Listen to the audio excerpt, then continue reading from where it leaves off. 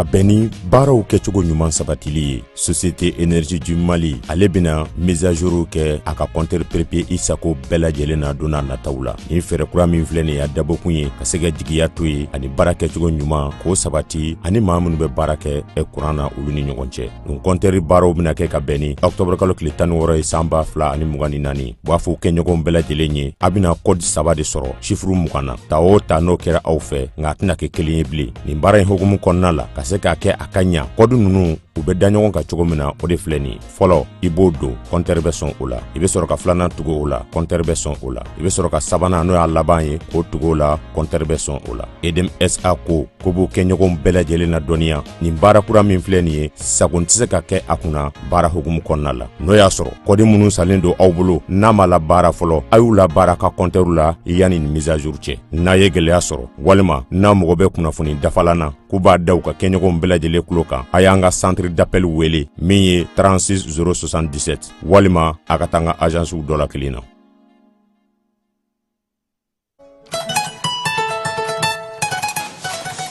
Va, oui, j'ai mon bac. Félicitations mon garçon, je suis fier de toi. Isegi. Bon, maintenant que tu es pas chez lui, en bas que tu connais. Bon, pour voir on est au Canada, on est aux États-Unis, on est au trop. Eh Mouna. Eh ben, où est-ce qu'on est au Canada? Ah oui, tel père, tel fils. Nere nga kalanki. Mais amlo ko tu connais ça. Ay ambeta EduX là. EduX. Oui, EduX il y a quelques années, c'est eux qui ont fait les démarches pour ton grand frère. Ah bon? Et il a son master, il a commencé à travailler. Oui, allô. EduX, c'est une équipe expérimentée qui assiste vos étudiants dans l'admission universitaire, la demande de visa, l'accueil et l'installation et assiste vos étudiants jusqu'à l'obtention de leur diplôme. Choisir EduX, c'est s'ouvrir les portes des meilleures universités au Canada et aux États-Unis. Appelez dès maintenant le 76 54 18 57 et permettez à votre enfant de réaliser son projet d'études.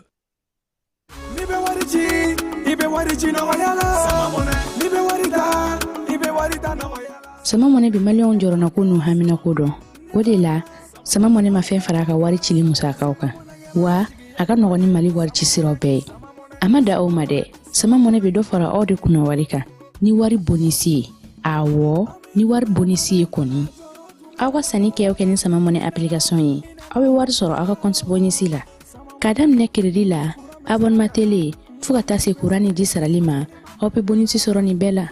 naka bonisi buguna doron obse ka yelema aka sama mone konti la ka sani were ke na ye walima kata wari jebo anga la sigide no fi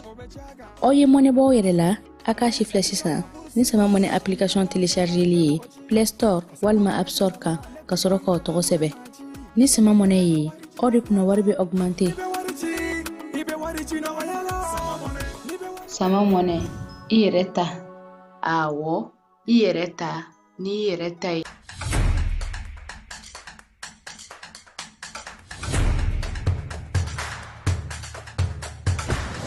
Bismillah, anga jamukan kene kan. Données personnelles, on en parle. Ni kuna fun tilma min bora APDP mo yoro ko ka da chakedaw kluka. Jamana chakedaw, bararo privé ou. Inafo, banque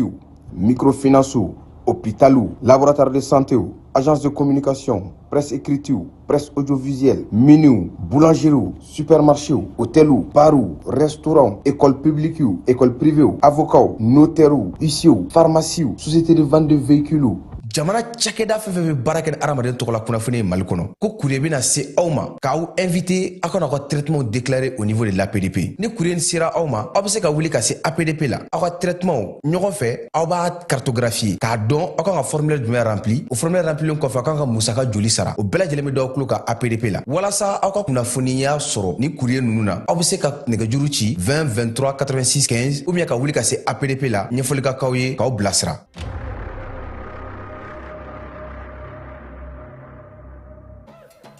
Identifier son numéro Move Africa Malitel, c'est très simple. Entrez le lien de la plateforme d'identification dans votre navigateur. Ensuite, entrez votre numéro de téléphone sans espace. Ensuite, entrez votre code de vérification reçu par SMS.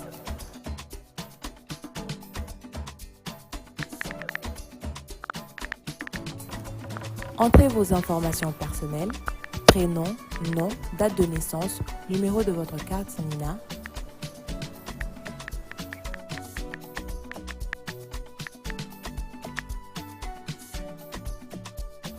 Chargez votre carte Nina et enregistrez-vous.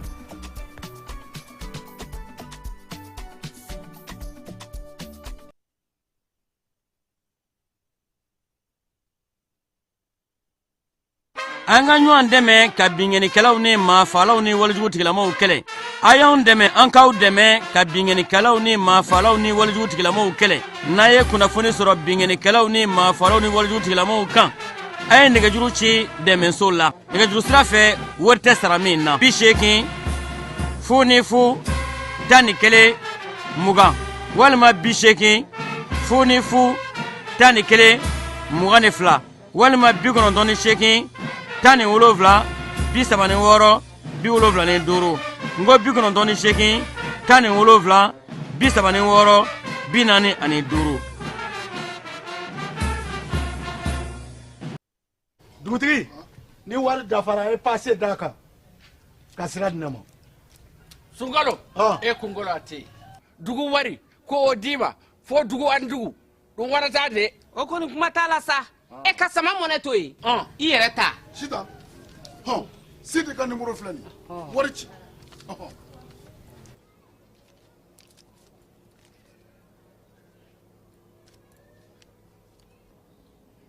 Wari sera.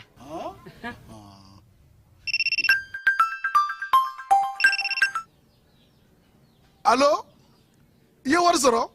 O ɲɛna. Tiɲɛ yɛrɛ la ko ni sama bɛ maa min ɲɛ ko n gomi t'i gosi. Ngonga. Sama mɔnɛ i yɛrɛ ta a sɔngɔ ka nɔgɔn ni Mali wari ci sira bɛɛ ye. Dépôt ye fu ye wari bɛ ci fu ni application ye wa bɔsara ye musaka fitinin ye. Sama mɔnɛ ji ni courant bɛ sara n'a ye crédit bɛ ta n'a ye sanni feere bɛ kɛ n'a ye. Sama mɔnɛ nin y'anw maliyɛnw ta ye a y'a si filɛ ka nkalon bɔ n da.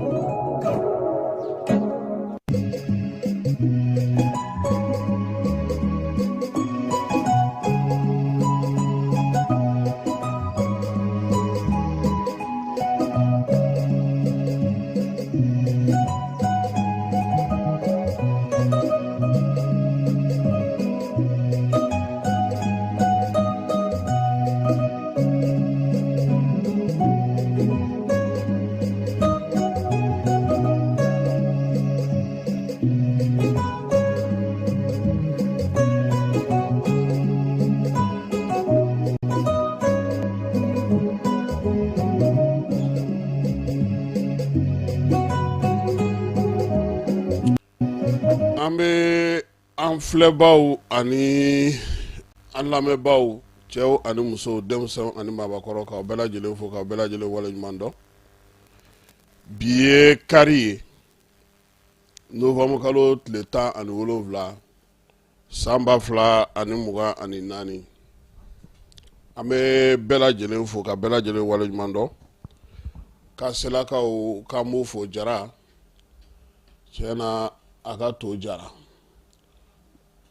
To na kelen a n'a sunbala fala ye a ka timi han. Aw delen no to na fila la Jara ye to na kelen de kɛ wa sunbala de fana k'a la fana a dun ka timi.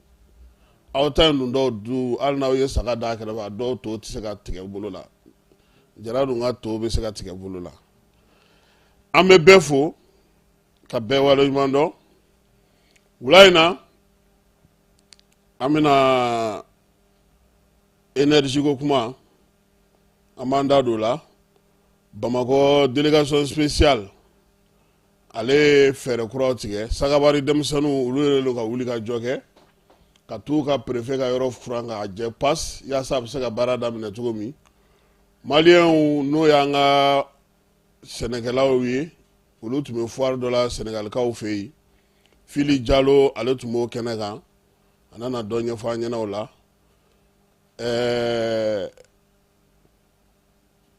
M5 RFP min bɛ yen ni o ye M5 RFP Mali kura ye kalo wɔɔrɔ olu bɛ ɲɛmaya falen kɛ. A na kɛ Cheikh Umar Sissoco ale ta banna u y'a di Modibo Sidibe ma nka Cheikh Umar Sissoco ye kuma dɔ fɔ ana o di maaw ma u ka se ka o lamɛn nin ye an ka kumaw la kumabaw ye bi an na se ka minnu walawala aw ye aw ka se ka faamuyali kɛ a ko la.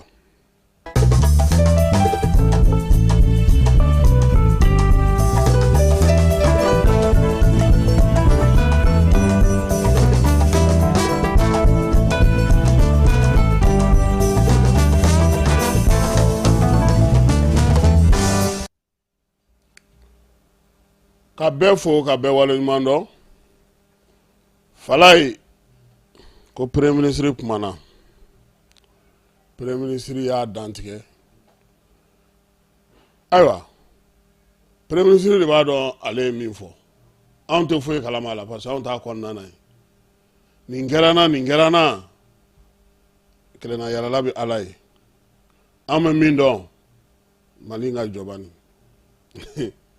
an ka baara kɛ fɔlɔ politiki wagati tɛ tɛmɛ o n'i ko min bɛ k'i la k'i t'o bɛɛ kun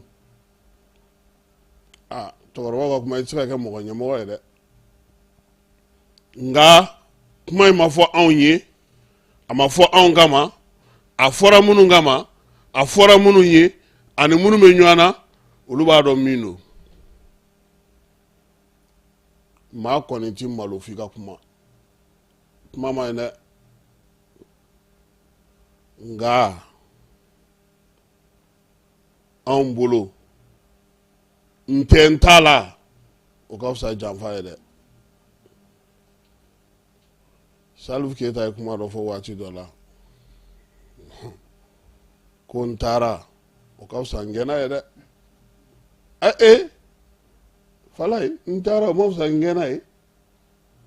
n'i gɛnna fɛn fɛn bɛ fɔ e bɛ se k'o kunbɛn de i tɛ se k'o kunbɛn o bon ne kun tɛ yan ne m'aw ka kuma ninnu bɛɛ mɛn an kɔni bɛ min dɔn nin si tɛ Mali jɔ maliyɛnw mɔgɔ tɛ nin si la bi maliyɛnw bɛ min nɔfɛ kuran bɛ min balo bɛ min lafiya bɛ min lakana bɛ min sɔrɔ bɛ kɛ cogo di denmisɛnw bɛ se k'u ka siniɲɛsigi kɛ cogo di dutigiw bɛ se k'u ka denbaya nasɔngɔ bɔ cogo di jamana bɛ se ka siniɲɛsigi baara kɛ cogo di Falaye n'i ye nin bɛɛ fɔ est-ce que e yɛrɛ bɛ se ka t'i ɲɛ jɔ mɔgɔw la k'e y'u ka premier ministre ye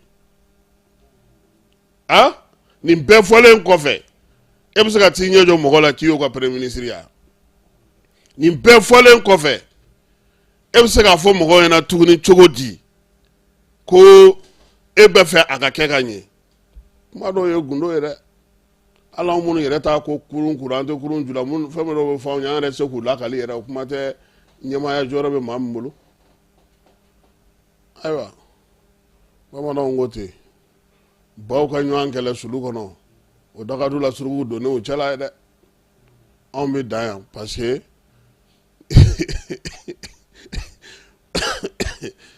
Falaye ne tun ma da la koyi ne tun ma da la parce que politiki n'a kɛ waati don quoi politiki n'a kɛ waati don quoi et puis an bɛ ɲɔgɔn nɛgɛn de sa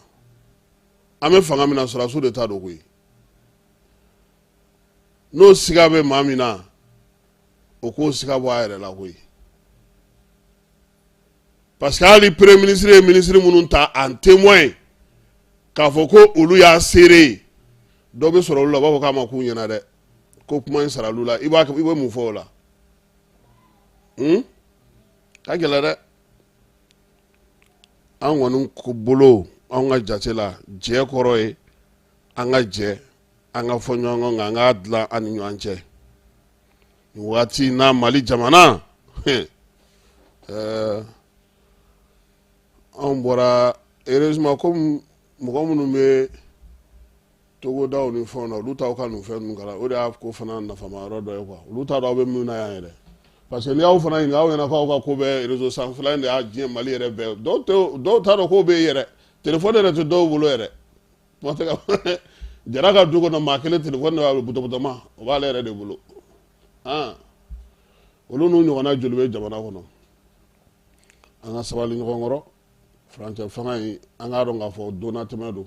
Falaye jɛnatigɛ yɛrɛ ye transition ye kuma tɛ diɲɛ yɛrɛ ye transition ou bien de an bɛ transition na yani Jabadu masa ka wele ka s'a ma sinon kiri bɔ ɲɔgɔn na ni fɛn ninnu an ka baara kɛ bani o de la wulada in na an bɛ taa M5RFP Malikura olu ye u ka laseli dɔ kɛ laseli kalo wɔɔrɔ M5RFP Malikura ɲɛmaya bɛ di tɔn ɲɛmaa dɔ ma o baaraw kɛra FAR mɔgɔw olu jabala la Cheikh Umar Sisoko ko degun bɛ yen a y'i da don a la ani fana fɛɛrɛ min b'ale bolo a ye dɔ ɲɛfɔ u ka barosigi bannen min ye FAR mɔgɔw olu jabala la an ka Cheikh Umar Sisoko lamɛn EMK coordinateur don. Bɛɛ b'a kalama k'a fɔ ko laɲiniw ma sɔrɔ mais laɲini ye fɛn min ye gɛlɛya min bɛ maaw dala bi bi in na i kumana k'i bɛ Mali fɛ i hakililata di i bɛ minɛ i ma kuma i ye ɲɔgɔn ye kɛ i bɛ minɛ an ka mɔgɔ 11 minɛna k'u to ɲɔgɔn ye dɔ la dɔ ka du kɔnɔ tile gantɛrɛntɛrɛ fɛ minɛna u bɛ kaso la nin ya kalo 5 ye Kɛɲɛrɔba Bamako Kulikoro ani Joyila an ye fɛɛrɛ min kɛ nin kalo 3 nin kɔnɔna na o ye u bɛ se ka lafiya cogoya min o ye fana jamana kɔnɔna na faamuyali bɛ se ka kɛ cogoya min na k'a fɔ ko adamadenw wulila k'u jɔ mars 91 la k'a fɔ jamana si tɛ se ka taa ɲɛ ni maaw ma lafiya kuma la i man kan ka kuma fɔ min bɛ maaw tɔɔrɔ i man kan ka kuma fɔ min b'a to i bɛ maaw neni ka kuma k'i hakililata di jamana kunko kan fɛn wɛrɛ tɛ o ye i bɛ jamana fɛ ayiwa fɛnw bɛ sen na n'a y'a sɔrɔ u man ɲi i b'a fɔ ayiwa i t'a fɔ ni gɛlɛya kɔnɔna ye Rose b'a la Rose la vie chère Aspach b'a la Etienne Fakoli Etienne Fakaba o b'a la an ka mɔgɔ 11 k'u ye ɲɔgɔn ye dɔ kɛ dɔrɔn maaw min nun don u y'u ka ŋaniyajira de kɛ ninnu bɛ y'u ka ŋaniyajira de kɛ an dun b'a dɔn an bɛ gɛlɛya min kɔnɔna bi bi in na ni taabolo jɛngɛnna dɔɔnin ni maaw ma sɔrɔ k'a fɔ ko a bonɲɛ kɔnɔna na dɛ nin taabolo nin man ɲi an bɛ se ka fɛɛrɛ wɛrɛ sigi n'o ma fɔ a laban na fanga bɛ kɛ fiɲɛtɔ bere ye an so ɲini ala fɛ an y'o baara in de kɛ ka se ka mɔgɔw lafaamuya o la ayiwa an ka don da fɛ an bɛɛ bɛ ɲɔgɔn bonya cogoya min na an bɛɛ bɛ ɲɔgɔn lamɛn cogoya min na an bɛɛ bɛ sariya sunba ani sariya fɛn o fɛn siri an ka jamana kɔnɔ an bɛɛ bɛ se ka o labato cogoya min na.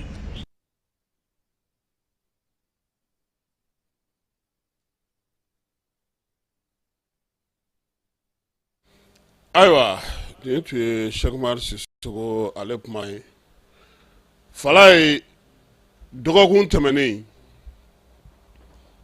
an y'an da don énergie ko kuma na an ye ɲininkali caman kɛ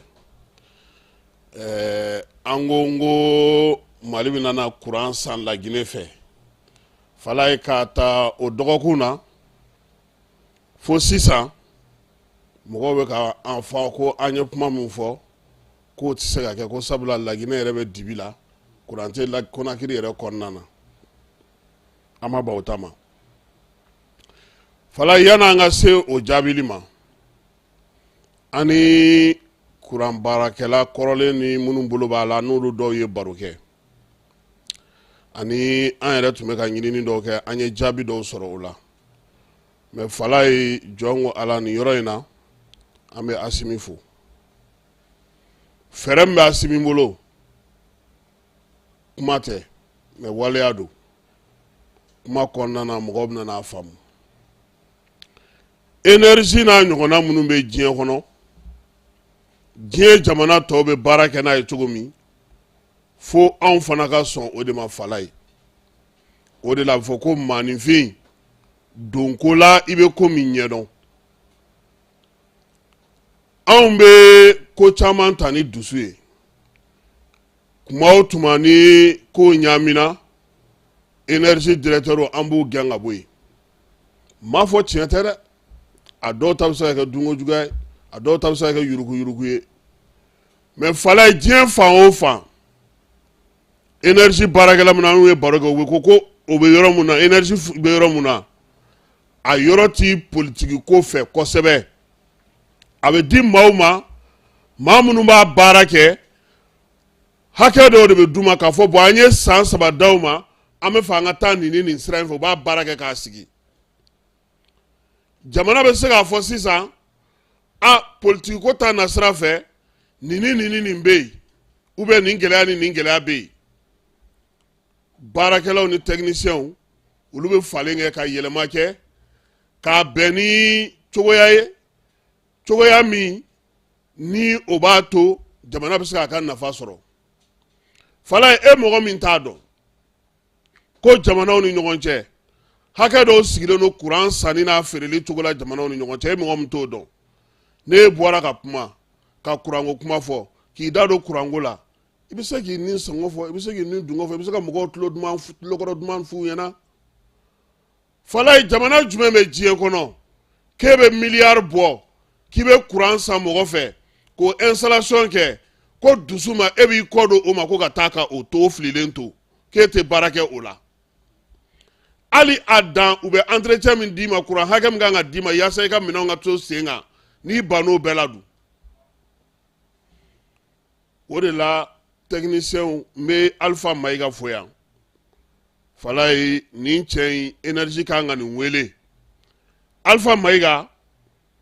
ale bɛ ye baara kɛ énergie la fo ka taa se a ka sɛgɛnnafiɲɛbɔ ma nka cɛ in dɔnniya min b'a la faamuya min b'a la fɛɛrɛ min b'a la a ko ko olu tɛ se ka baara kɛ énergie la k'a to pression politique bɛ énergie kan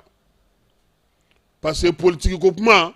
o jateminɛw o n'olu ka baara jateminɛw olu tɛ taa ɲɔgɔn fɛ olu ye techniciens de ye olu bɛ baara in ɲɛdɔn cogo min ani o tɛ se ka taa ni falen don o don a ye nin bɔ a y'a kɛ tan yen a tɛ se ka taga ni o ye fala y'u ko énergie kan ka kɛ jamanakuntigi yɛrɛ ka sɔn a k'a sigi kɔrɔlen fara kura kan énergie la a k'a bɛɛ wele u ka na u k'a ɲɛfɔ a ɲɛna fɛn min bɛ yen a k'a faamuya ale yɛrɛ k'a faamu fɔlɔ parce que u bɛ ka mɔgɔ caman lamɛn olu tɛ fɛn dɔn énergie ko la dɛ fala ye a bɛ degun ni fara degun kan dɛ an ka baro n'an ka kuma fɔlenw senfɛ Alpha Mayiga ninnu ka groupe ladenw olu ko bi an filɛ degun min na u m'a fɔ ko kurantigɛ bɛ ban dɛ mais se bɛ Mali ye bi ka fɛɛrɛw sigi sen kan ka dɔ bɔ maliyɛnw ka degun na a fɛɛrɛ bɛ yen a sew bɛ yen nka mɔgɔw fo ka u bila baara la de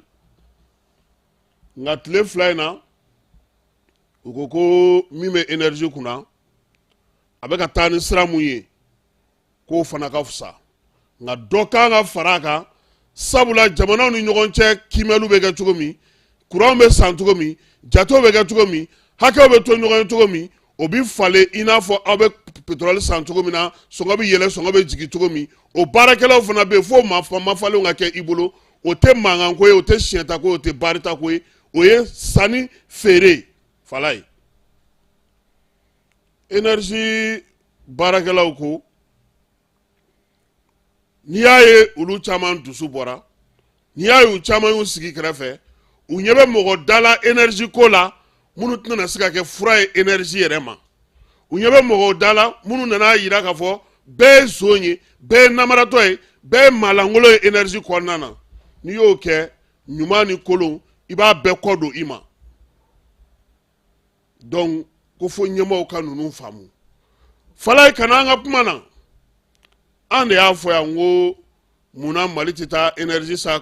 Guinée fɛ yen mɔgɔw ye dɔgɔkun bɛɛ kɛ e yɛrɛ ye caman an bɛɛ ye caman mɛn a la fala ye kuma filɛ nin ye ɲina mun de ye tiɲɛni kɛ diɲɛ fan bɛɛ fɛ fɛn jumɛn bɛ yen k'a ye tiɲɛni kɛ diɲɛ fan bɛɛ fɛ Mali dɔrɔn tɛ dɛ fɛn jumɛn bɛ yen ni kalo laban na k'a ye tiɲɛni kɛ ni ji tɛ baraji minnu bɛ Guinée olu de fara fo k'u bɔn courant min bɛ sɔrɔ a la o courant min bɛ olu mago ɲɛ falaye o de fara fo ka tɛmɛ a dan kan o tɛmɛlen a dan kan a fɔra la Guinée de ɲɛna mɔgɔw ɲini i ka jamanaw ɲini min b'i ta sanfɛ i k'a feere u ma parce que fɛn min don a tɛ se ka mara feereli i k'a daminɛ octobre kalo tile fɔlɔ ka taa bila tile 31 na o k'a sɔrɔ u y'u ka fɛɛrɛw n'u ka dabaliw sigi sen kan min b'e fɛ n'o ka ca n'e tɛna se ka o ta ka taa n'a ye i k'o di olu ma Guinéens dɛ olu de Mali énergie écrit k'a f'u ɲɛna courant feereta bɛ anw bolo an b'a d'aw ma dɔrɔmɛ 12 la 60 francs an y'o kuma de fɔ o dongo mais mun tuma anw yɛrɛ jɛ o ye détail technique ye parce que ni technicien ma kuma e yɛrɛ t'a dɔn min don a bɛ kɛ cogo di fala an y'o de ɲɛɲini k'an b'o de ɲɛdɔn dɛ daw de taara tugu an ye i ko orobow sigiyɔrɔ k'a bɛɛ gogoro don mɔgɔ wɛrɛw de ye kuma in mɛn u ko k'an bɛ ka min fɔ ko non seulement tiɲɛ don ko fɛn wɛrɛ b'a kɔnɔ k'an tɛ min ko min ka jugu min bɛna jamana nafa ka tɛmɛ nin bɛɛ ka fala ye o la an ma décourager koyi énergie ye minnu bɛ baara la ani minnu tɛ baara la de ye an sera fan fila bɛɛ mɔgɔ ma an ye ɲininkali kɛ o ko an ma La Guinée énergie baraji min bɛ laginɛkaw bolo ani u ni Mali yɛrɛ bɛ jɛ baraji dɔw la olu de laginɛka hakɛw de cayara ye a dun ta anw bolo donc Laginɛ de k'a b'a feere anw ma sɔn nɔgɔya la fɛn min yera a kɔnɔ fana bateau dɔw de bɛ yen Turkiw bɛna n'o o ye comme port bɛ Laginɛ olu bɛna courant feere a bɛ fɔ min ma ko centrale électrique flottante o bateau in de filɛ nin ye u bɛna n'o de ye ka na courant feere Laginɛ k'u ma mais wariko dɛsɛ nana don coup d'état kɛra Laginɛ ta ɲagamina Turkiw y'a tigɛ sisan Mali ani Laginɛ u bɛ ɲɔgɔn ye daminɛ sini ntɛnɛn ɲɔgɔn ye senfɛ fala ye u bɛna kuma mun kan interconnexion Mali Laginɛ o bɛ se ka sigi cogo di filanan ye mun ye u bɛ se ka u ka faranga min b'u bolo u bɛ se k'o feere anw ma cogo di sabanan ye mun ye Mali énergie Laginɛ ta ani Turkikaw ka bateau flottante ninnu électricité flottante ninnu u bɛ se ka jɛ cogo di ka courant feere anw ma an ka se k'a ta ka bɔ Laginɛ ka na o baara bɛ daminɛ sini ntɛnɛn Mali délégation ni ma fili ni mɔgɔ ninnu ye kuma kɛ u ko k'u kan ka bɔ yan kunun Mali délégation kan ka bɔ yan kunun parce que sini de ye ɲɔgɔn ye baara in bɛ taa kuncɛ mercredi don donc o courant min kan ka taa feere ni min kan anw y'o de ɲɛfɔ mɔgɔw tun b'a faamuya mais énergie kɔnɔna na o fana kɛrɛfɛ bi énergie yɛrɛ bɛ fɛ ka bɔ pewu an ka nin fɛn in na han tajisan in énergie fana bɛ fɛ ka bɔ tajisan na o fana baara bɛ énergie yɛrɛ bolo donc u bɛ fɛ ka bɔ tajisan min na u bɛna taa lajɛ fɔlɔ u bɛna na joli de sɔrɔ Turkiw bolo u bɛna na joli sɔrɔ Laginɛ bolo ani u bɛna na carburant jumɛnw bɔ a la ka tila tuguni ka labɛn fana kɛ parce que an fana ka yɔrɔ dɔw bɛ yen ni carburant tɛ olu tɛ se ka marcher k'olu fana ka carburant dɔ taji dɔw fana san ka mara u yɛrɛ bolokɔrɔ nin ko de bɛ sen na énergie di Mali la n'anw ye da tan n'o tun ye da tugu an ye anw ma se a ɲɛ bɛrɛbɛrɛ dɔn a ɲɛ de ye nin ye fala ye donc minnu ko ko Laginɛ tɛ se ka courant feere an ma u k'a dɔn k'a fɔ ko barrage min bɛ Laginɛ surplus de b'u bolo o ka tɛmɛ ka bɔ Turkiw ka bateau flottante ninnu u bɛ jɔ olu de fɛ yen kɔgɔji tɛ anw fɛ yan an b'an terikɛ Fɔnba ka kɔgɔji ye fɔlɔ kɔgɔji tɛ anw fɛ yan fɔlɔ donc f'an ka taa Laginɛ port de la ka taa Turkiw an n'olu ka ɲɔgɔn kuma ɲɔgɔnya u ka se k'o kɛ donc fala ye o baara bɛ daminɛ sini Laginɛ an b'a fɔ n ko courant bɛ di sini dɛ an ko u bɛ taa kuma ɲɔgɔnya a bɛ se ka feere an ma cogo di Laginɛ ka faranga in o Turkikaw bɛna min feere o an bɛ taa bɛnkan de ɲini ka sɔrɔ k'a baaraw boloda nka yan yɛrɛ énergie min na n ko an bɛ Asimi fo Asimi ye groupe minnu di bi fala ye u bɛ k'u bila ka taa u duguw la région ni cercle Asimi et puis a ye groupe min san service après vente don groupe in kelen-kelen bɛ taa sigi yɔrɔ yɔrɔ u tigiw b'a la kɔlɔsi san hakɛ dɔ la fo ka taa se wagati dɔ ma entretien u b'o kɛ a la wa fɔlɔ i b'a dɔn ko nin sanna nin sanna ka kɛ ni énergie yɛrɛ baarakɛla dɔw olu yɛrɛ ka lafaamuyali n'u ka explication ye président ye groupe ninnu san donc bi yɔrɔ dɔw bɛ yen mɔgɔ b'a kalama k'a fɔ ko olu kɔni olu ka groupe sigilen n'u ka yɔrɔ la an bɛ se ka yɔrɔ minnu fɔ bi bi in na ko groupe bɛ olu kɔni bolo o ye dugu aw ka dugu tɔgɔ ye di Bankas Kemasina ani Douanza olu yɔrɔ fana bɛ yen nka énergie maa minnu bɛ baara kɛ a la olu ye lafaamuyali dɔ kɛ o ko fala ye ko fɛn dɔ bɛ énergie la Mali la ko fo fana ka falen ɲinan y'a san 10 ye Mali énergie a bɛ courant feere ma damina a b'a feere Orange ma o da la a b'a feere hôtel ma o da la a b'a feere industriel ma o da la voilà donc o de la u bɛ fɛ o fana ka falen yaasa ka dɔ fara courant sɔngɔ kan aw ni olu belebelebatigi ninnu danfara dɔ ka ye aw ni ɲɔgɔn cɛ parce que an ka courant consommateurs tɛ kelen ye énergie bɛ k'o baara fana sigi sen kan nka nin bɛɛ kɛrɛfɛ u yɛrɛ fana bɛ ka mun kɛ yɛrɛ fara ye n'o ka di ne yɛrɛ ye kosɛbɛ o de u bɛ ka wari ɲini bi tilema nata in k'o labɛn u ka poto minnu man ɲi u ka fɛn minnu tiɲɛnen don u ka minɛn minnu ma sɔn ka to i bɛna an ka baro tiɲɛ dɛ i bɛna an ka baro tiɲɛ dɛ i bɛna na su goya an na dɛ ka d'a to an ka groupe ka ban ka marché dɛ fala donc EDM a kɛlen don k'o feerew sigi sen kan ani fana a ka juru minnu bɛ mɔgɔw la cɛ ko ko ale bɔ wagati ye 2000 combien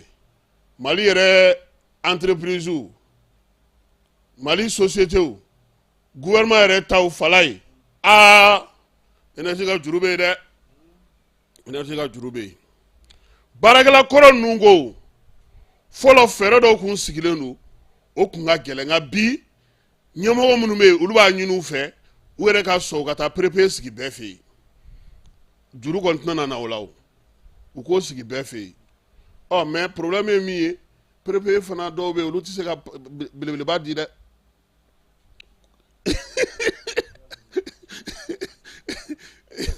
mais énergie mɔgɔw ko baara min bɛ sen na o ye tilema ale bɛ se ka kunbɛn cogo di u yɛrɛ tagakunba ye Laginɛ tilema kunbɛnli de ye ani nin waati laban in na fana u ko fɛɛrɛ minnu sigilen don sen kan o ye usine tigiw ka heure 8 di usine tigiw ma tile kɔnɔna na olu ka se ka baara kɛ cogo min na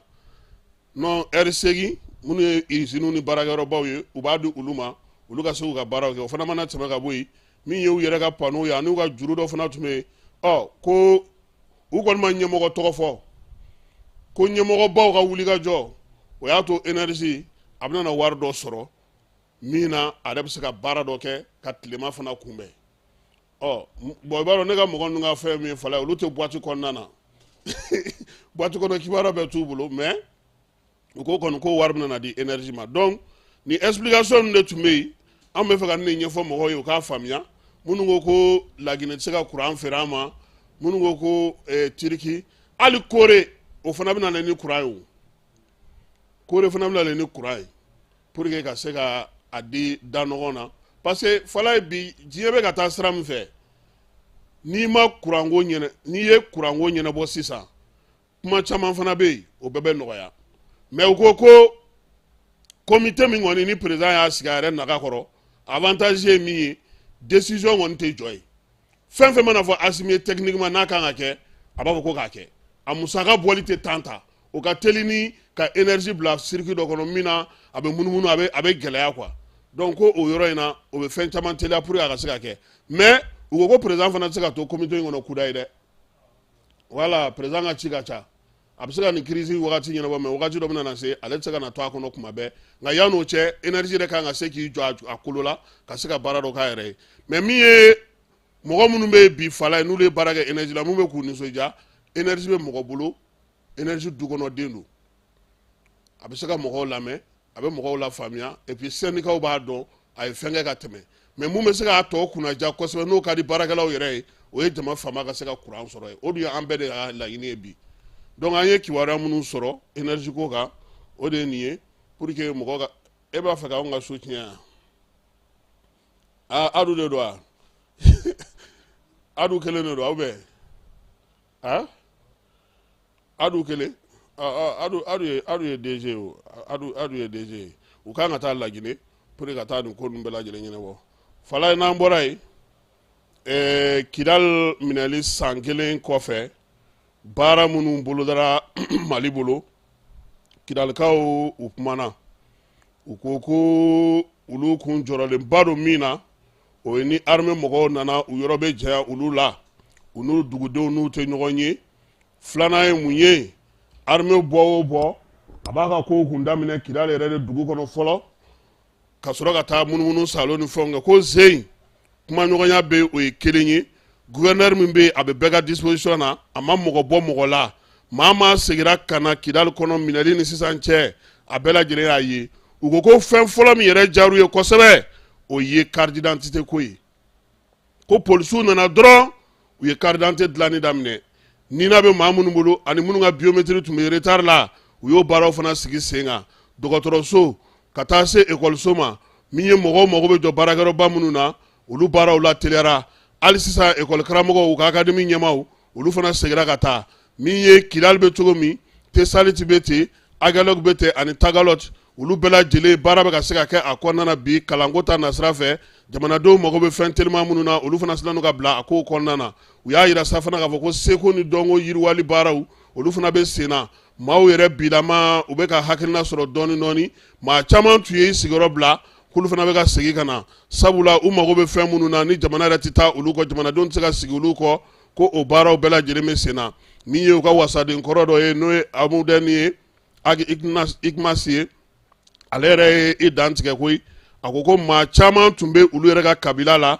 ale y'a f'u ye u ka segin ka na baara min bɛ sen na bi a bɛ maa hakili sigi non seulement ji ni courant o bɛ yen nka lakana bɛ yen maa caman bɛ ka se ka baara kɛ bi kuma tɛ dugu minnu ka surun Kidal la olu dɔgɔw bɛ ka jɔ dɔɔni baganw bɛ se ka taa fana Gawokaw fɛ yen Gawokaw fana bɛ se ka na u ka suguw kɔnɔna na mobili min bɛ bɔ Alizeri olu fana bɛ ka tɛmɛ ko baara a bɛ sɔn ka na wuli ni fangaba ye nka min ye segili in ye armée ale kan ka fo a la kosɛbɛ sabula a ye baara sigi sen kan dugudenw ni u bɛ se ka baara kɛ cogo min na polisilaka minnu fana bɛ yen n'olu fana bɛ u ka jɛ in kɔnɔna na sa olu bɛɛ lajɛlen fana k'olu fana bɛ ka baara kɛ i n'a fɔ a kan ka laɲini cogo min na fala ye Bamako délégation spéciale ɲɛma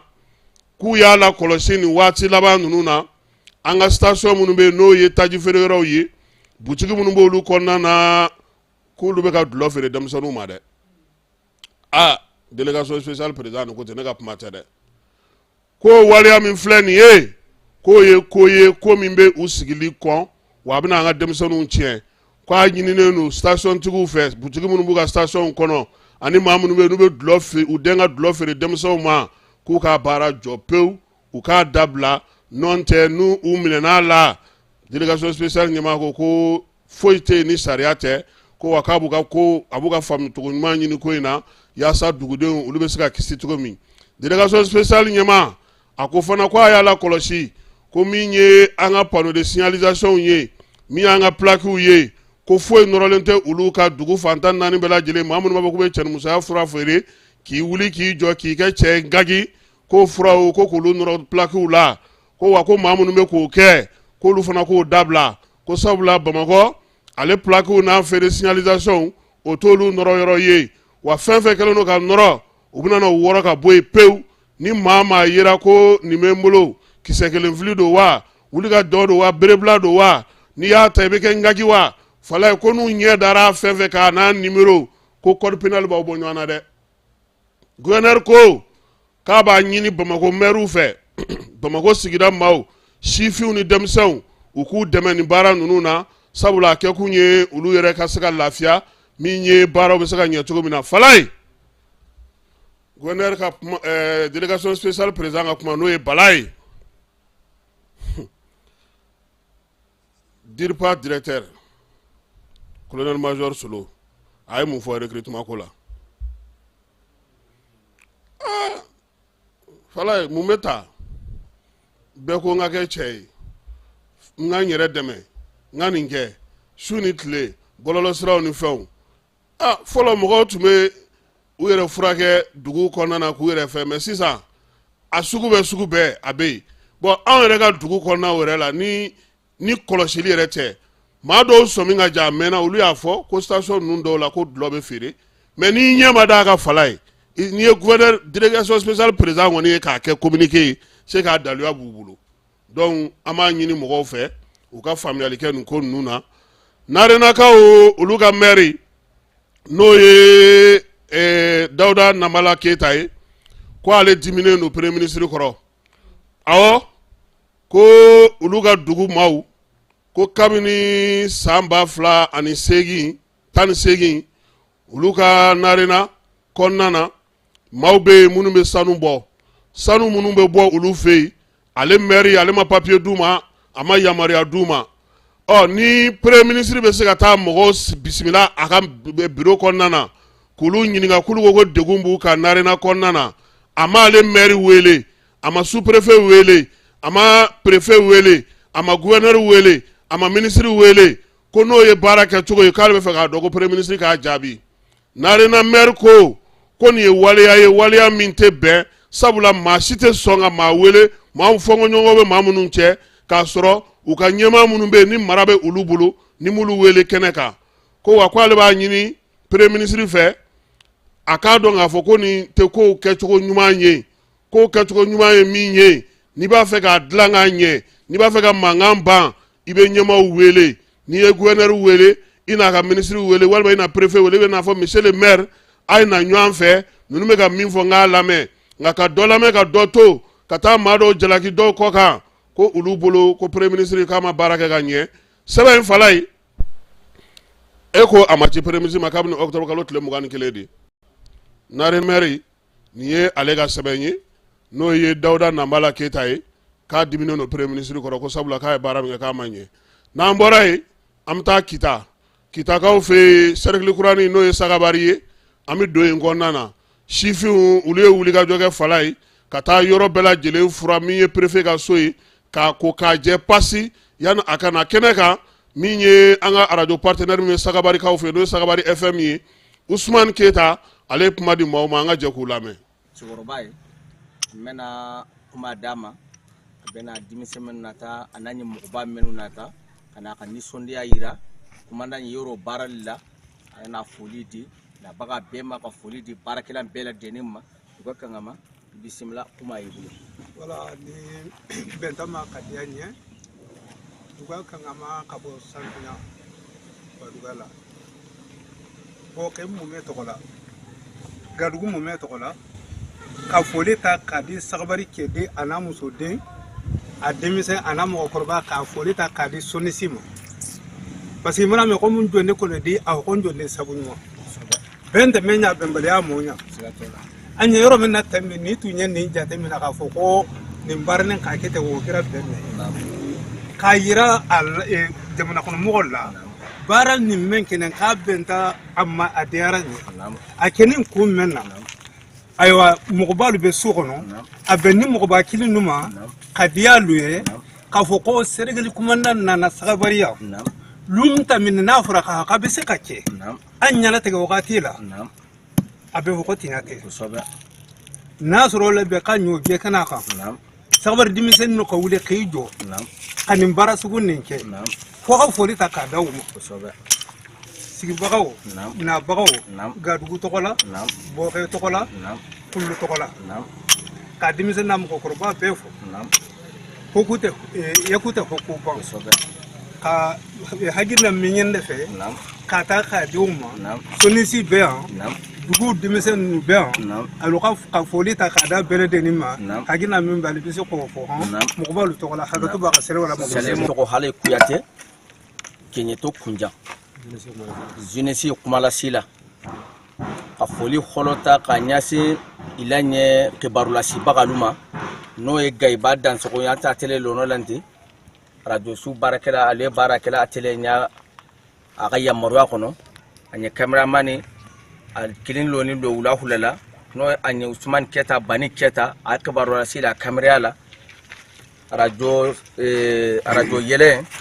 Madi ale an ka jeunesse perdant ɲɛ alhamdulilahi an bɛ Ala tanto ka ala barikada ka barika bila a ɲɛmɔgɔbalu ye an bɛ foli hɔlɔ ta k'a ta a ɲɛ dugutigilangalu ma alhamdulillah sɔgɔmada na dugutigila mɔgɔman tu jɛ ni mɛman na conseil nata k'a yira ko commandant ye yɔrɔ baara la k'alu sewani ka tila ka na ka question y'o d'an ma nisɔndiya ni sewa mɛɲalu la bi alhamdulillah k'alu bɛ ala tanto olu vago an ye lycée fula mɛɲa bata jan olu hana maîtrise lu nata ka lay ɲɔgɔn tɔ ka n'alu ka nisɔndiya yira vraiment commandant ye yɔrɔ baaralin ne nin diyata lu ye ali nisɔndiyani alu nata ka na foli kɛ ka question y'o d'an ma k'a la duwawu kan u bango an ye écoledenu nata u bɛɛ bango service baarakɛda fɛn o fɛn n'a sagabari dugu kɔnɔ jan nin bɛɛ t'i bolo ka na ka commandant ye hakilina ɲuman ni commandant ye yɔrɔ baarali ka na nisɔndiya foli kɛ an bɛɛ ka di ka baara kɛ komi bi ye nin ye bi baara kunteli le tin tɛ baara man ban fɔlɔ ilu yɛrɛ ha ɲa wa la an kɛnɛ ka wa nin lo o nin ye an hana sin ne ti commandant ye lanna y'a mɛn kumakan sanba ma an hana buluhula y'a kɔtɔ an hana kalifa ni commandant ma imila ɲamɔgɔ jana gaiba dan sɔgɔ bi alhamdulillahi mɔgɔba ko he ni jamakulu ni gaiba dan sɔgɔ atele la ɲamɔgɔ ale jan ke mɔgɔba kangama sanfinya ale bore kana ni fɛn fɛn herente gadugu en commune jeunesse bɛ dugu dugu ta bɛ sita jan ka foli ka be ni y'a mɛn ilu nan kan ni baara kɛ di ka baara ye damunti adamadenw mana de fɛn o fɛn ma ala tɛ kɛ ilu saba ɲɔgɔn tɛ k'o tiɲɛ ni ilu bɛnta fɛn o fɛn ma ala b'ilu dɛmɛ k'o baara ale la waa ɲafɛ nka ne mɛ ɲɛ jamanaden na a nani commandant ye baara ta la ɲafɛ ne b'a ɲini ala fɛ ka ɲini ala ni kira fɛ hali bɛ ala ko kɛ ɲataga ten hali bɛ ala ko kɛ ɲataga ten an tɛ kuma janya k'a bɛ wagati n'a kuma bari an bɛ dugawu kɛ mali jugulu ala k'olu dɛsɛ mali jugulu ala k'olu kori ala k'olu malu ala k'olu lebu ala k'olu labila mali dɛmɛbaga lo an m'a ɲini masaba fɛ ala k'olu kɔrɔta ala k'olu bonya ala k'olu karama ala ka ɲataga di olu ma mali denmisɛnnu si ni kɛnɛya bɛ ala bolo ala k'o di ma sagabari jeunesse sagabari commune jeunesse a fɛn o fɛ même perdant ti ja soto même perdant man ja soto y'a sɔrɔ a bɛ ŋa ne ye jan a b'a kidin hana ye jan ka foli k'a bɛ n'a ko ko karisa ni karisa hili dɔ bɛ don a kɔnɔ ka foli kɛ jamanaden ye fɛn o fɛn n'a sin si tɛ jan ka foli k'a bɛ y'a sɔrɔ dɔw yɛrɛ man ja soto bɛ o bulu n'o sini jan ka foli di a ɲɛmɔgɔba ma ka foli di a ɲɛ denmisɛnninw ma foli di a ɲɛ dɔgɔtɔrɔw ma nin bɛɛ si tɛ jan service baarakɛda fɛn o fɛn n'a ye sagabari dugu kɔnɔ jan ne a bɛɛ lajɛlen si tɛ jan ka jeliw la foli kɛ ka n baden numulu kɔ la foli kɛ foli kumakan mɛn ɲɛ da ne tɔgɔ la ko hali kuyate n ye foli kɛla n jatigiw la foli kan ne tɔ a mana bila mɛn na o bɛ se ka yafa ma an kɔni ye jamanaden laɲini hali bi n'a hɔta ko baara ye commandant na an ka kɛ ala y'an ka kɛ kila kama ilan kana an kana kɛ dugu kuti an kan kɛ ka ho ko fɛn min dina ma kan ne yiri tun ta ma ko ni ɲɛ nɔgɔyilan da ma ni ala to nɔgɔyilan ma ilan ka ɲɛ baara lu Voilà, nin tun ye Sagabarikaw ye Sagabari Usman Keyita a n'a ka baarakɛlaw bɛɛ lajɛlen fo radio Sagabari kɔnɔna na Kita mara la commissariat min bɛ Korofinakaw fɛ yen ale siganama 2 minɛ minnu ye bingali wale kɛ commissaire principal de police Bakari Kulubali n'a ka cɛdenw a n'a ka dangan n'o o ye Marwani Uled de Aye olu kɔni u bolo da nin zonba ninnu ka sa kalo in tile 10 a yira k'a fɔ ko siganama 2 in kɔni olu kɔni binna maaw kan Marafa yɛrɛ de tun b'u bolo kalo in tile 8 sufɛla fɛ sa min ye wulikajɔ ni cɛsiriw ye olu bɛɛ lajɛlen kɛlen kɔfɛ maa minnu bɛ yen n'olu bɛ sɛgɛsɛgɛli kɛ sa olu kɔni ye nɔbɔli kɛ nɔbɔli de y'a ye sa u taara kɔni maa kelen kun fɔlɔ ale tun bɛ moto dɔ kan moto min suɲɛna pisɛlɛ fana tun bɛ ale bolo min ye farafin marafa ye a n'a kisɛw o caman yera ale bolo ka taa fara furaw kan fura minnu bɛ yen n'olu bɔyɔrɔ kɔni ma se ka dɔn ale kɔni ɲininkalen sa min ye maa filanan in ye ale da kɔni fɔlɔ in da kɔni fɛgɛra kosɛbɛ polisiw dun olu ka ɲɛmaaba ka laɲini n'o ye directeur général de brigade Sulemani Traoré ka taa fara ministre kan ko u k'u jija ko tolérance zéro don maa maa bɛ yen n'o bɛ waleya cɛjugu kɛ sa u ka se ka olu ɲini waleya in fala ye e ko taxitigi dɔ de mana ka na ɲɛfɔli kɛ wa moto taxitigi dɔ u y'ale ka moto taxi de daraki a la min ye waleya in kɛra Sangarebugukaw olu fɛ yen brigade maa ninnu olu filɛ nin sa ka sɛgɛsɛgɛli boloda fo ka taa se maa wɛrɛ min ye u ka commissaire bɛ n'o ye Isa Kuma ye ale yɛrɛ de wuli ka jɔ kɛ sa ka sɛgɛsɛgɛliw boloda fan bɛɛ lajɛlen fɛ siganama fɔlɔ in min moto yer'o bolo o minɛlen kɔfɛ sa ka sɛgɛsɛgɛliw olu taalen ɲɛfɛ u ka sɔrɔ ka taa se zonba kule ninnu ma sa ani ni maa wɛrɛw bɛ yen minnu kun ko bɛ bolo bɛ nin ko ninnu kɔfɛ maa 2 minnu minɛna u y'olu bila ka taa tribunal ale ka bolo ka yaasa u ka se ka taa u ka waleya olu jaabili kɛ yanni o cɛ Isa n'a ka cɛ dɔw sɛgɛsɛgɛli tɔ bɛ senna sabula a yɛrɛ k'a fɔ ko musow k'olu to ko in na de fala sisan ko ninnu bɛɛ bɛ ten de koyi a tɛ u bɛ muso de kɛ ka u bɛ muso kɛba ninnu ka jari n'an bɔra yen an bɛ taa Senegalikaw fɛ yen olu ka jimini foiriba de tun bɛ sen na ye foire min sa ni o kɔni kɛra sanni feere sumansikow ale ni balokow ye an ka maɲinakaw olu kɔni tun b'a kɛnɛ kan ye min ye Fili Jalo ye ale min sɔrɔ an ka jɛ ka o filɛ ka bɔ novembre kalo tile 12 la ka taa bila tile 14 na san 2024 farafina tile bi fɛ bolo ka jɛkulu minnu ɲɛsinnen sɛnɛko ani sumansiko ma olu ka foire kuncɛra Jimini o min bɛ Senegal fɛ kɛrɛnkɛrɛnya la Vélingara département fɛ Kolda mara la Mamadou Sissoko ale ye ko aspect tɔnden ye ale bɛ a da don foire in na ka walawala an ye wa a y'a sɛmɛntiya n ye k'a fɔ a tako segi bɛɛ lajɛlen kɛnɛ kan ale senyera bɛɛ lajɛlen kɛnɛ kan. Ne tɔgɔ ye Mamadou Sissoko de ne bɛ Bafulabe Kayi mara la ne ye comité ouest africain a bolofara min bɛ Mali la ne ye o tɔnden de donc ne sugandira Mali la pour que ka na tɔn in n'a bɛ Mali la comité ouest africain tɔn min bɛ Mali la ka na o jɔyɔrɔ fa nin kɛnɛ in kan kɛnɛ in nafa min b'a la nafa in a tɛ se ka fɔ ka ban parce que o ye an sɛnɛkɛlaw ka kɛnɛ de bi an jɛkulu o bɛ kun jumɛn kan sɛnɛkɛla ka si o bɛ k'a tugu a ta ye cogo min na ani sɛnɛkɛla bɛ se ka dun ka fa sɔrɔ a ka si la cogo min na sɛnɛkɛla ka si jɔyɔrɔ jumɛn b'a la dun ka fa sira la ani sɛnɛkɛla ka yɛrɛta sira la donc o de ye kɛnɛ ye kɛnɛ in san 2 o san 2 a bɛ kɛ Sénégal yan association sénégalaise pour la production des semences paysannes o ni COASFE comité ouest africain des semences paysannes o de ye baara in boloda ɲɔgɔnye in boloda nin ye ɲɔgɔnye tako 7nan de ne ye sansi sɔrɔ tako 7 de ne nana bɛɛ la. Bintu Kone y'a ka nisɔndiya jira an ka kuma barani kan ale min bɔra Sikaso mara la. Ne tɔgɔ ye Bintu Kone ne ye Malienne de ne ye région de Sikaso la foire min bɛ ka kɛ ta Sénégal la nin y'a 8e édition ye mais nin ye ne siɲɛ fɔlɔ ye ka na foire in na donc o la anw nana mun ka sira fɛ o ye COFERSA ye COASFE fana b'a la anw nan'o la anw COFERSA filɛ an bɛ baara caman kɛ an bɛ semansiw bɔ an bɛ production kɛ produit caman b'an bolo an b'olu ko baaraw kɛ donc o la foire in yɛrɛ kɔnɔ n y'a ye k'a fɔ a baselen don semence de kan les semences bio donc o la foire in nafa o ye mun diyara ne ye foire in na o y'o yɛrɛ de parce que n'anw sera ka barika don anw yɛrɛ ka si dilan. Mamadou Sissoko ye foire in nafa dɔw sɛmɛntiya an ye. ɲɔgɔn a nafa fɔlɔ ye jumɛn ye anw sɛnɛkɛlaw kan d'abord anw minnu bɛ na yan si bɛ falen de an fɛn o fɛn bɛ na n'i ye sɛnɛkɛla ye ni sɛnɛkɛ ka di ye i bɛ si caman sɔrɔ yan ka taga lajɛ bara a bɛ dɔ fara i ka siw kan si teliw bɛ yan si sɔnmanw bɛ yan si ɲɔw bɛ yan ni fasɔnw bɛ a bɛ yan si ninnu u tɛ san kan u bɛ falen na de komi an ka kɔrɔlen na si bɛ falen cogo min na. Balakisa Jawara ka bɔ Sikaso mara la ale bɛ tɔn min ko la a y'o kofɔ an ye wa a y'a ka nisɔndiya sɛmɛntiya an ye nin foire in kɛnɛ kan. Ne tɔgɔ Balakisa Jawara ne bɔra Mali la yɛrɛ la ne nana foire in na a diyara ne ye surtout ne ye expérience kura de sɔrɔ parce que semence paysanne même ne yɛrɛ bɛ se k'a fɔ tiɲɛ yɛrɛ la bi na ne dara la parce que mɔgɔba de bɛ yen nɔ mun bɛ nin kɛlɛ in na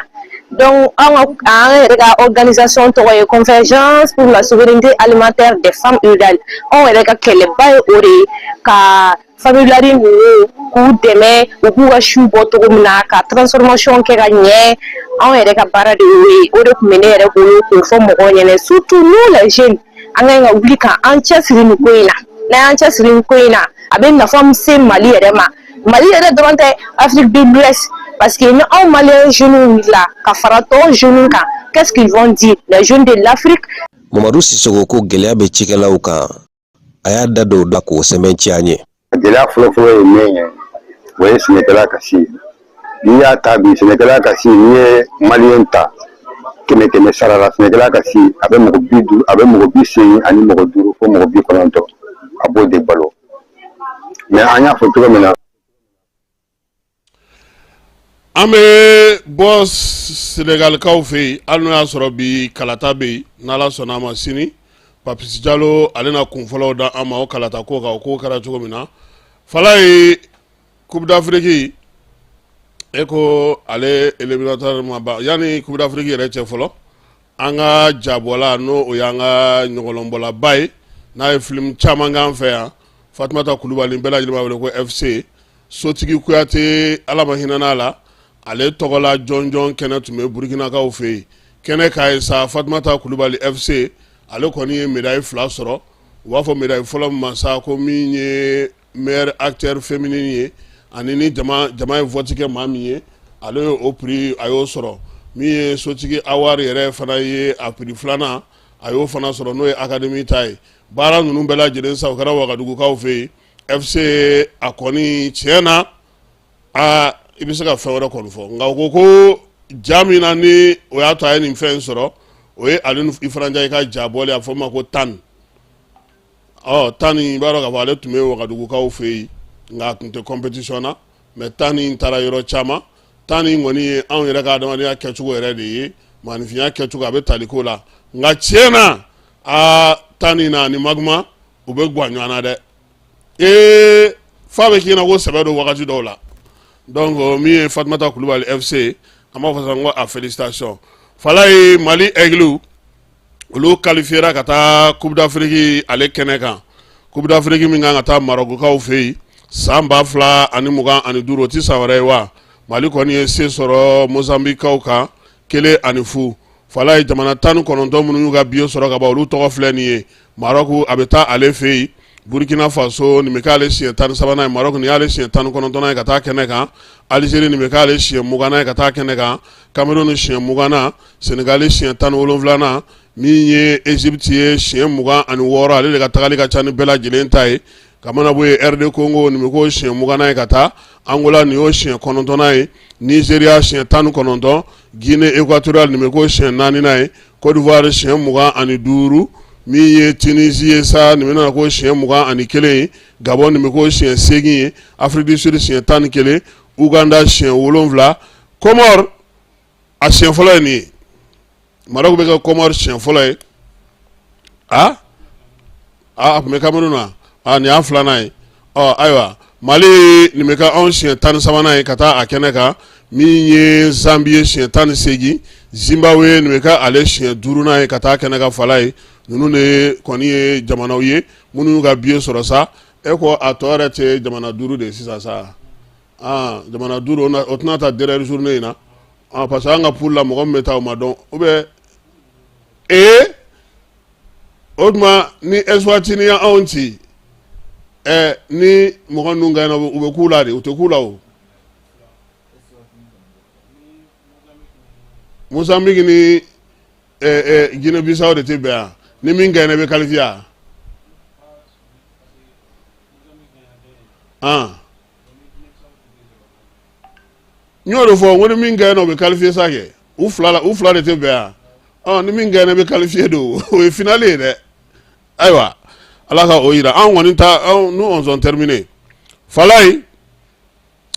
an bɛ a fɔ an filɛbaaw n'an lamɛnbaaw ye min ye Général Saka Sangare anw b'a fɔ ma ko Saka Tumani Sangare ale kun ye farikolo ɲɛnajɛ n'o ye ISFAS ye a y'o ɲɛmaaya kɛ sɔrasilakaw olu tɔgɔ la min ye kalata kɔni ye délégué général aux élections kabini Kafuguna bɔra a la fo ka na se EJ sigili ma ale kun ye délégué général aux élections ye Saka Sangare laginɛkaw fɛ yen élection ko gannen waati min danaya dara ale de kan k'ale ta sa k'a kɛ yen seni ɲɛmaa ye hali n'a sɔrɔ yen ka tɛ an yɛrɛ n'a tun bɛ ɲɔgɔn fɛ o baaraw la ye Fala ye min ye Saka Sangare ye n'i kɔni ye fichier dɔn ka kalata dɔn ka kalata sɛbɛn dɔn ka tɛmɛ ale kan fo n'a sɔrɔ fɛn wɛrɛ don o de la sa farafinna ani farajɛla mɔgɔ minnu bɛ yen n'olu bɛ tubabukan fɔ olu ka fichier ko bɛɛ lajɛlen an fanfɛ bolo fɛ bɛɛ lajɛlen ɲɛmaaya tun bɛ ale de bolo francophonie yɛrɛ tun ye jɛkulu dɔ sigi ale de kɔni tun kɛra o fana ɲɛmaa ye nin waati in na ni kalatakow ɲaamina kalatakow mana ferege diɲɛ fan o fan fɛ Saka ale tun ye maa mafalen ye ala y'a ka kalifa minɛ a la bi sɔgɔma a yɛrɛ ka so sɛbɛnnikɔrɔ min ye ɛzi ɲɛmaaba ye n'o ye maître Musafa Sise ale tun bɛ yen a ka dankan n'o y'an kɔrɔkɛ Usumani Traore o fana tun b'a kɛnɛ kan ye u bɛɛ lajɛlen taara du kɔnɔna fala ye ka taa sangafo ka o kɛ min ye grand frère Usumani ye Usumani Traore ale yɛrɛ a ko Saka somaw ko Saka ko ni ala y'a ka kalifa minɛ a la a ka janaja ka taa kɛ a ka foro kɔnɔ a su ka don a ka foro kɔnɔna samayakaw fɛ yen min ye maa min don i b'a dɔn k'a fɔ fana ko jamana jɔnjɔn o bɛ a bolo surasi fana don grand officier de l'ordre national o jala o b'a bolo o b'a yira sa ko suganseliw ni surasiw ni fɛnw ka baaraw olu bɛna kɛ a la jeudi na n'o banna tuma min na sa su u n'a di a somɔgɔw ma olu ka taa a la sutura i n'a fɔ a yɛrɛ y'a laɲini cogo min na sa a yɛrɛ ka foro kɔnɔna na samayakaw olu fɛ yen fala o hukumu kelen fana kɔnɔna na Imam Umar Almadi n'u b'a wele ko Alpha Umar ale ye diinɛ batobaba ye min ye karamɔgɔba ye Gawokaw fɛ yen bɛɛ lajɛlen sɔnna maa min ka alabato n'a ka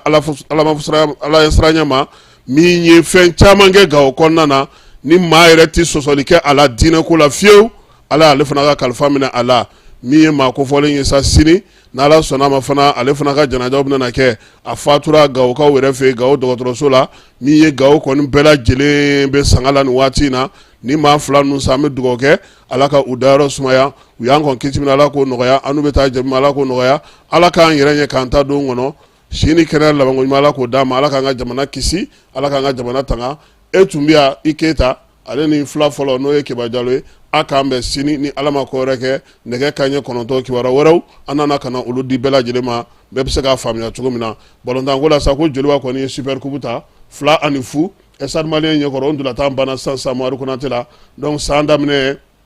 Joliba ale de ye coupe fɔlɔ ta n'o ye super coupe ale kɛra super champion sini an na tila k'an da don na bi donbagaw a n'a ko kɛtɔ bɛɛ lajɛlen k'o ɲɛfɔ aw ɲɛna a k'an bɛn